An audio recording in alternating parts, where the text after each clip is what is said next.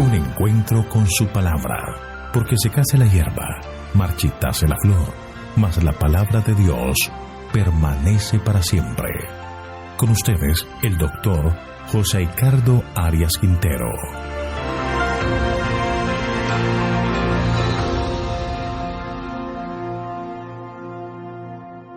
Hoy vamos a estudiar Mateo capítulo 27, versículos 32 hasta el 44. Crucifixión y muerte de Jesús, primera parte. Vamos a orar. Eterno y bondadoso Dios, gracias te damos por tantas bendiciones otorgadas. Tú eres un Dios perdonador, eres un Dios que está listo para concedernos tu bendición, y por eso solicitamos en este momento la presencia de tu Espíritu entre nosotros, para que al estudiar tu palabra y recordar la pasión y muerte de Jesús, nuestros corazones sean enternecidos, sean conmovidos y dispuestos, Señor, a recibirte como nuestro Salvador personal.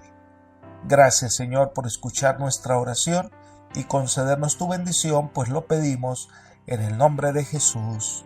Amén. La siguiente escena que Mateo nos lleva a estudiar es la crucifixión y muerte de Jesús, y cubre desde el versículo 32 hasta el versículo 44 del capítulo 27. Jesús es llevado desde el pretorio de Pilato hasta el Calvario. Se desconoce a ciencia cierta y exacta cuál era esa ruta que habían tomado, pero fue un momento muy difícil para el maestro y para toda la hueste angélica que contemplaba la escena. Camino al Calvario ocurre algo muy significativo. Leamos el versículo 32. Al salir, hallaron a un hombre de Cirene que se llamaba Simón. A este obligaron a que llevara la cruz. Imaginemos por un momento lo que pasó.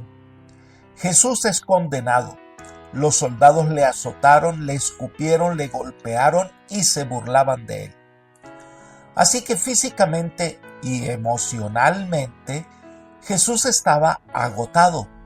Cuando salieron del pretorio, debía llevar la cruz, según la costumbre de aquella época.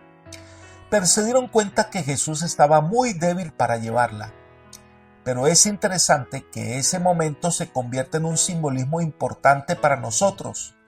La cruz que fue hecha para condenar a un hombre malo que merecía morir, que era Barrabás, pero Barrabás fue absuelto y la cruz que era de Barrabás ahora la llevaba Jesús. Eso significa que la cruz que debía ser puesta sobre Adán y Eva, la sentencia de muerte que era sobre el ser humano, ahora es puesta sobre Jesús. El justo muere en lugar de los injustos. El santo muere en lugar de los pecadores. El castigo que era sobre el hombre cayó sobre Jesús. Pero esa cruz era muy pesada para un Jesús debilitado por todo lo que estaba pasando. Elena de White describe ese momento diciendo: al cruzar Jesús la puerta del atrio del tribunal de Pilato, la cruz que había sido preparada para Barrabás fue puesta sobre sus hombros magullados y ensangrentados. Dos compañeros de Barrabás iban a sufrir la muerte al mismo tiempo que Jesús, y se pusieron también cruces sobre ellos. La carga del Salvador era demasiado pesada para él, en su condición débil y doliente. Desde la cena de Pascua que tomara con sus discípulos, no había ingerido alimento ni bebida. En el huerto de Getsemaní había agonizado en conflicto con los agentes satánicos, había soportado la angustia de la entrega y había visto a sus discípulos abandonarle y huir. Había sido llevado a Anás, luego a Caifás, después a Pilato, de Pilato había sido enviado a Herodes, luego de nuevo a Pilato. Las injurias habían sucedido a las injurias, los escarnios a los escarnios. Jesús había sido flagelado 2 veces y toda esa noche se había producido una escena tras otra de un carácter capaz de probar hasta lo sumo a un alma humana. Cristo no había desfallecido, no había pronunciado palabra que no tendiese a glorificar a Dios. Durante toda la deshonrosa farsa del proceso se había portado con firmeza y dignidad. Pero cuando después de la segunda flagelación la cruz fue puesta sobre él, la naturaleza humana no pudo soportar más y Jesús cayó desmayado bajo la carga.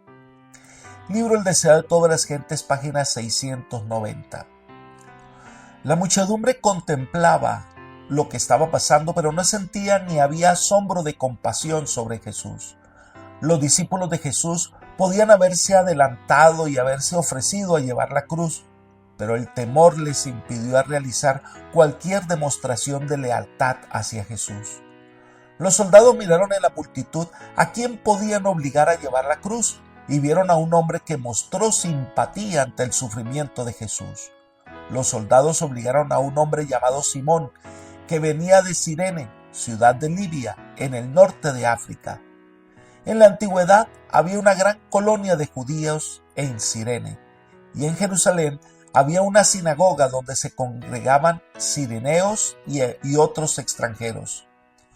Así que lo obligaron a llevar la cruz de Cristo.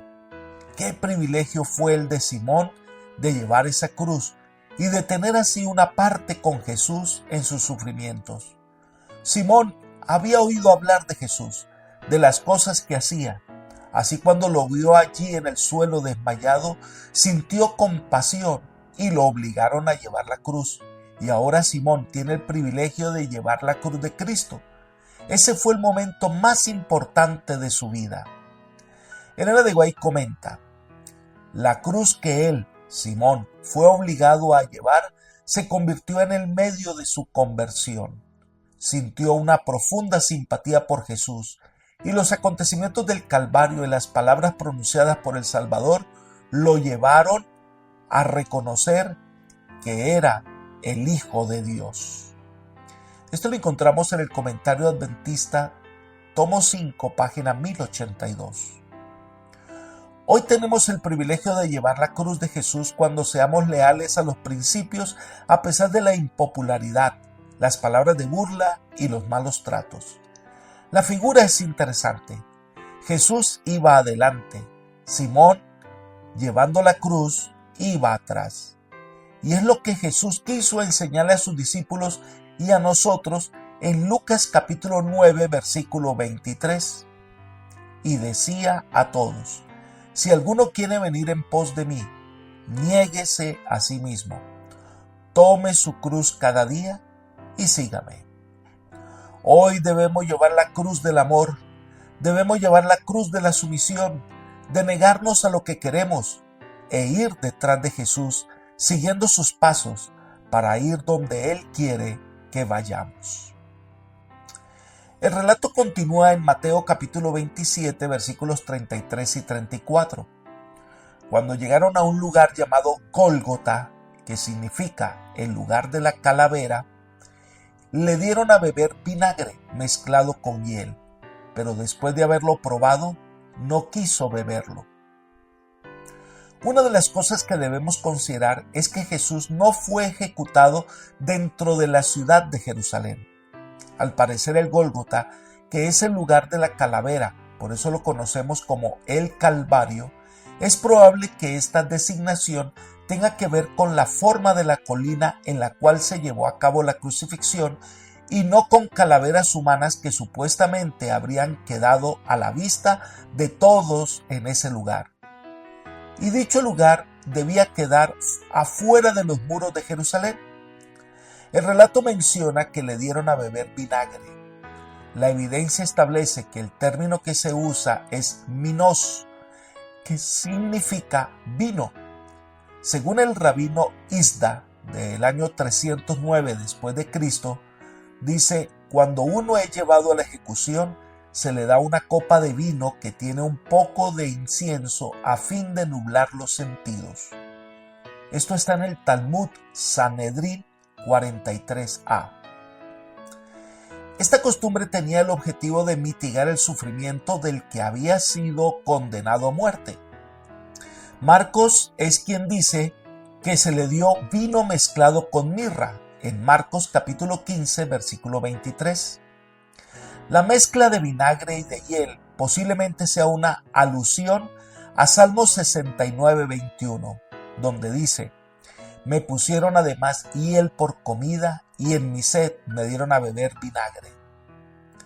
Así que le fueron a dar esta bebida estupefaciente a Jesús para que su mente se nublara y no sintiera tanto dolor, pero Jesús rehusó tomarla. No iba a permitir que en ese momento su mente estuviese nublada. Necesitaba estar alerta. Ellen de White explica: no quería recibir algo que turbase su inteligencia.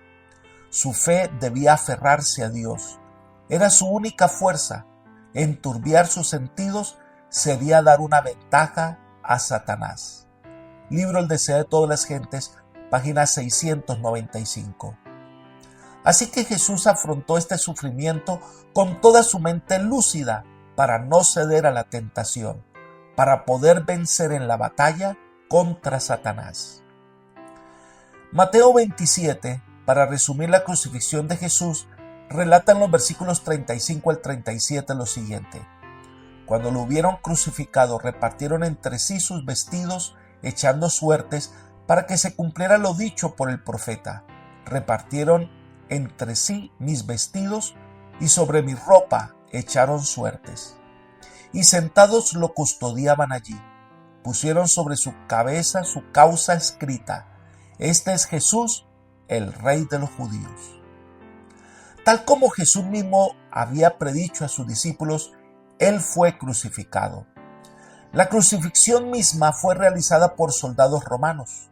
Se dice que los crucificados algunas veces morían de fatiga y por quedar expuestos a la intemperie después de unas 12 horas, aunque en algunos casos tardaban 2 o 3 días en morir. En Marcos 15, 25 se afirma que Jesús fue crucificado a la tercera hora, según el cómputo judío, lo que equivaldría aproximadamente a las 9 de la mañana. Entonces los soldados se repartieron sus vestidos. Su ropa fue dividida en 4 partes, una para cada uno de los soldados que participaron en la ejecución, y según Juan, el manto de Jesús, los soldados le echaron suertes. Esto cumple la predicción de Salmos capítulo 22, versículo 18, donde dice: repartieron entre sí mis vestidos, y sobre mi ropa echaron suertes. Mateo enfatiza que Jesús cumple todas las profecías del Antiguo Testamento sobre el Mesías. Una vez ejecutada la sentencia, los soldados romanos estaban allí para custodiar lo que pasaba con los crucificados. Y aunque Mateo no menciona, Pilato ordenó que se colocara la causa de la muerte del reo, y el título que se escribió en varios idiomas era: este es Jesús, el Rey de los judíos. Por supuesto que esto trajo malestar entre los judíos, porque este título les resultaba ofensivo.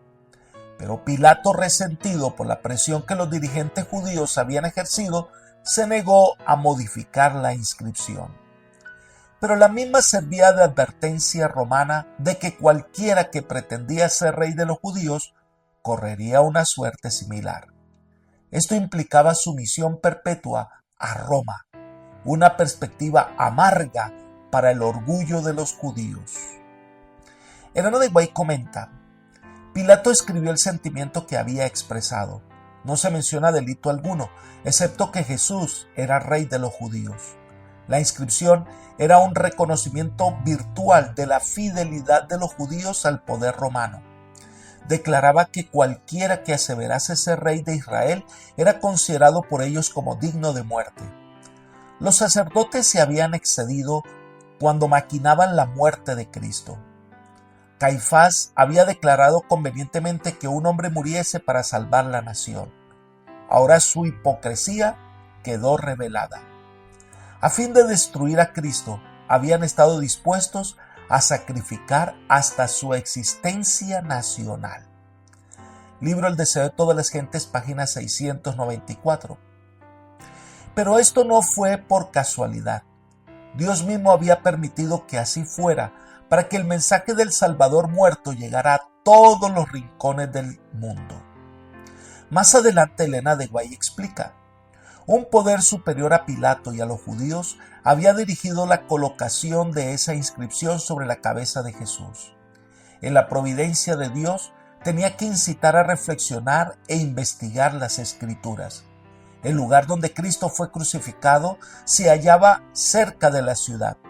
Miles de personas de todos los países estaban entonces en Jerusalén, y la inscripción que declaraba Mesías a Jesús de Nazaret iba a llegar a su conocimiento. Era una verdad viva, transcrita por una mano que Dios había guiado. Libro El deseo de todas las gentes, página 695. Nada en el plan de Dios es casualidad, y circunstancias adversas son usadas para cumplir un objetivo mucho más amplio. Seguiremos estudiando este pasaje en el próximo audio. Apreciado amigo y hermano, ver a Jesús allí, condenado a muerte, es una de las experiencias que debe llevarnos a la profunda reflexión de quiénes somos y quién es Jesús. ¿Y qué hizo Jesús para salvarnos a nosotros? Y esto debe producir una dedicación total al servicio del Maestro. Hoy debemos tomar la cruz de Cristo y seguir sus pisadas, tomar la cruz de la humildad, del servicio, tomar la cruz de indicar que somos ahora siervos del Todopoderoso. Sigamos las pisadas de Jesús, que ellas nos guiarán a la vida eterna. Que el Señor te bendiga y te guarde, y te guíe por sendas de paz, es mi oración por ti.